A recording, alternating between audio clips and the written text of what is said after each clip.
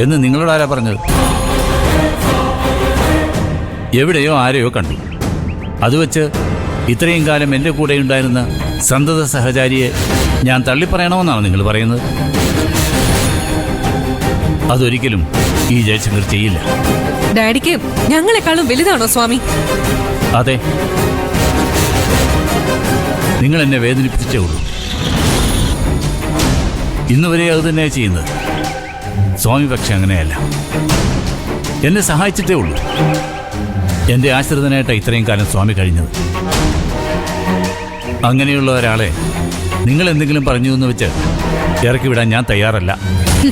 അനുഭവം വരുമ്പോഴല്ലേ ആളുകൾ പഠിക്കൂ. ഇതിൽ കൂടുതൽ എന്നത് അനുഭവിക്കാൻ? ഒരു പുരുഷായുസ്സിൽ അനുഭവിക്കേണ്ടത് മുഴുവൻ ഞാൻ അനുഭവിച്ചു കഴിഞ്ഞില്ലേ?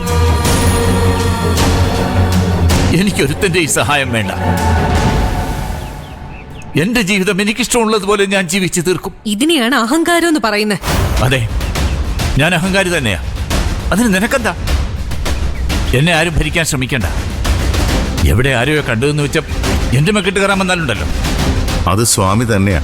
എങ്കിൽ തെളിവ് എവിടെ? തെളിവ് കിട്ടിയാ ഡാഡി വിശ്വസിക്കോ?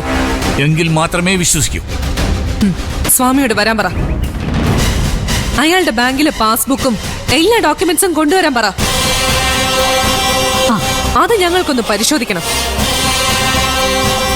അതില് കാണുമല്ലോ സ്വാമിയുടെ യഥാർത്ഥ പേരും വിലാസവും. എന്താ നാവിറങ്ങിപ്പോയോ? വിളിക്കയാളെ. അപ്പ അറിയാലോ സത്യം എന്താണെന്ന്. സാറിനോട് ആരും വഴക്കിന് പോണ്ട.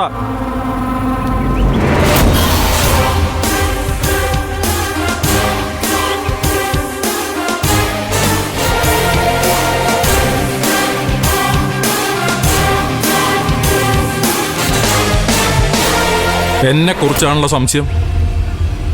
എൻ്റെ ബാങ്ക് പാസ്ബുക്കും മറ്റ് രേഖകളും അല്ലേ പരിശോധിക്കേണ്ടത്? ഇതാ ഞാൻ കൊണ്ടുവന്നിട്ടുണ്ട്. ആർക്ക് വേണം പരിശോധിക്കാം. ഇങ്ങോട്ടാ, ഞാൻ നോക്കാം. വേണ്ട, ഒരാളും ഒന്നും പരിശോധിക്കണ്ട.